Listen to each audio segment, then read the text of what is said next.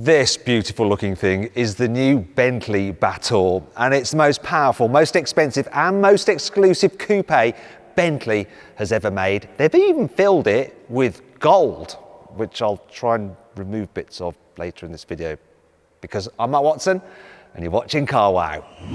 Buy, sell, Car Wow. Let's start this video by talking about what exactly this car is.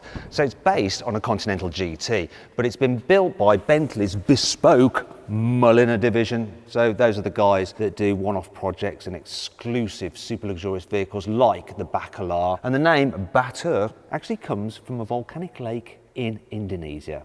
Now, more on that in a bit. This car is actually the first project of Bentley's new design director. He comes from Audi and he actually did the Audi RS e-tron GT. His name's Andreas Mint, and I've got to say, mate, your new car looks pretty mint.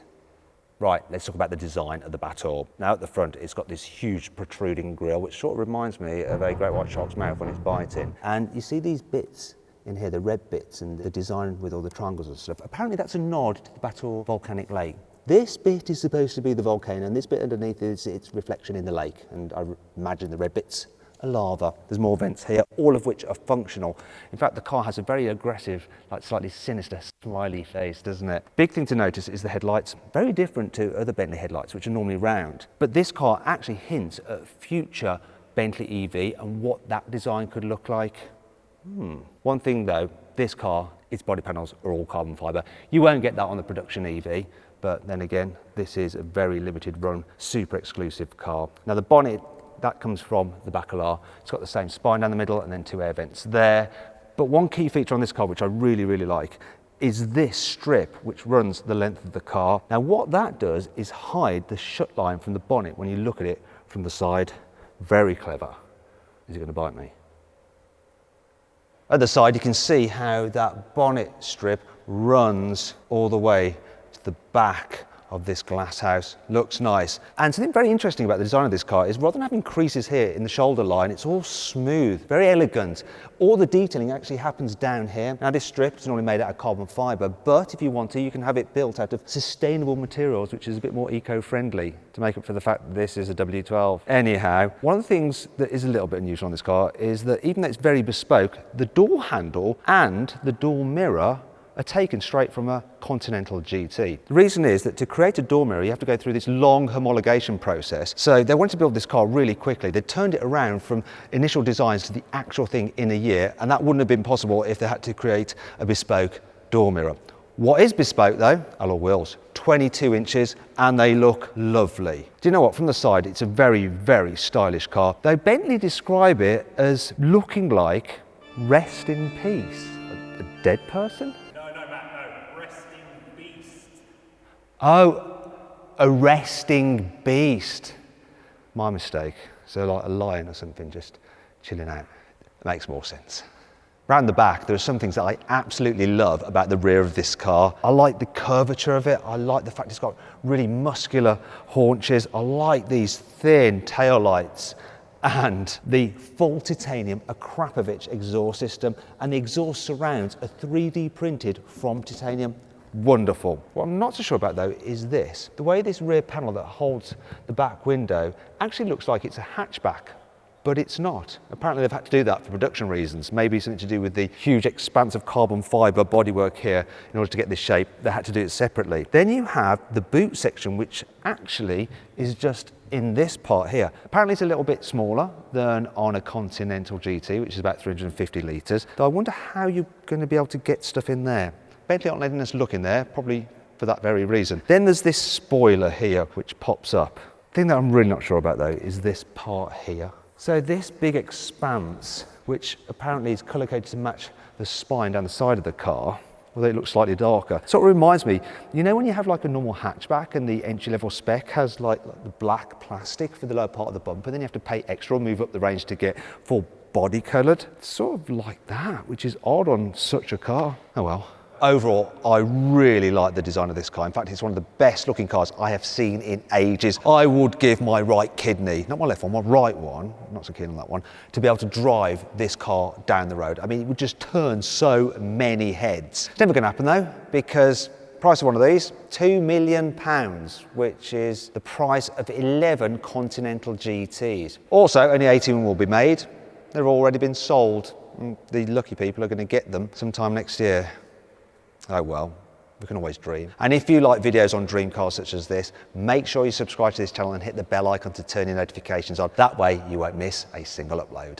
The interior design of the Batteur is taken from the Continental GT, but material quality is on another level. The leather is just so sumptuous and gorgeous, and you can pick whether the leather comes from dead cows from either Italy or Scotland. Then there's Alcantara. Actually, it's not Alcantara, it's from another company, so I should just call it fake suede, but it feels gorgeous. And the stitching, attention to detail and the contrasting of the stitching is just lovely. You get that on the seats as well, looks really cool, and the pattern stitched into the seats mimics that of the grille. You've got the Bentley logo embossed up there, more of that fake suede. Seats are great, and look, Batteur on the seats themselves. Another thing I really like is the paint effect on the dash, the way it goes from dark black and then as you move to the door, it gets lighter. That pattern sort of reminds me of the sunburst effect you get on Les Paul guitars. Really, really nice. And then if you're wondering what that sound wave is, that's not from a guitar. That's actually the signature waveform from the W12 engine. But really for me, the most exquisite material in this car is on the drive selector.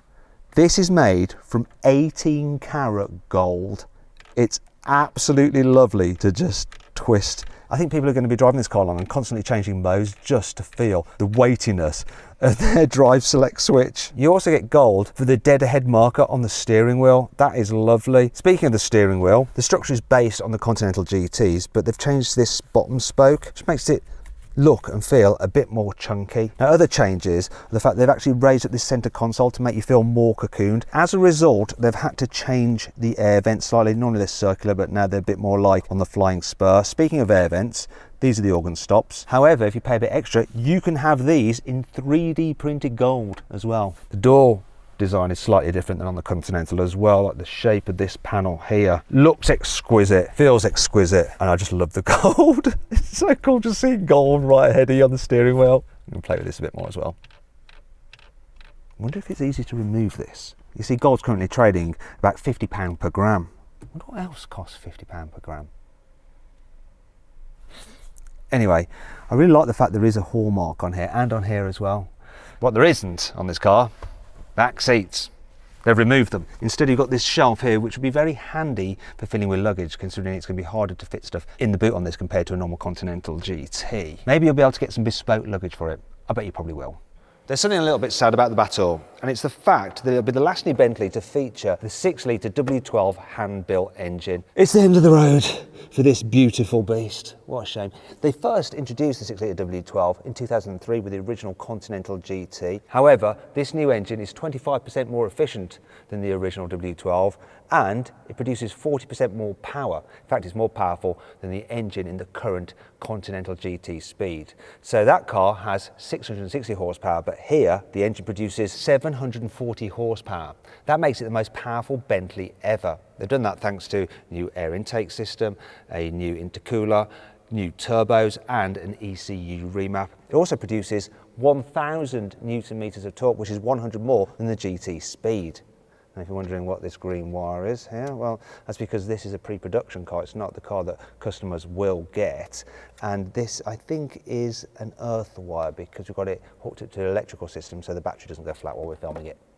Bentley says the Batteur will be quicker than the GT Speed. That can do 0 to 60 in 3.5 seconds, and it takes this long to do the quarter mile. I could estimate the performance if I knew this car's weight, but Bentley hasn't actually revealed it. It could be lighter than the GT Speed because its body panel's made out of carbon fibre, but all the gold could mean that it's heavier.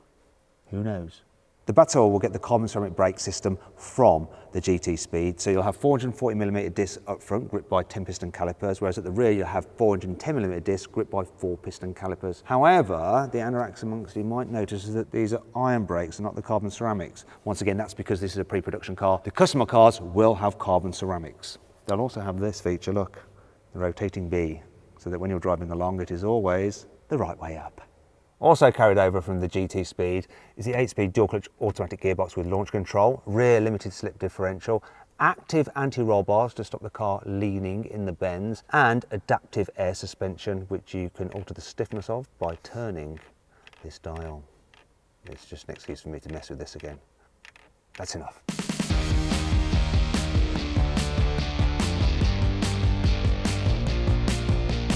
So then, what's my final verdict on the Bentley Battle? Should you avoid it, consider it, shortlist it, or just go right ahead and buy it? Well, I reckon you should just dream about the Battle, because that's the only way you're going to experience one, I'm afraid.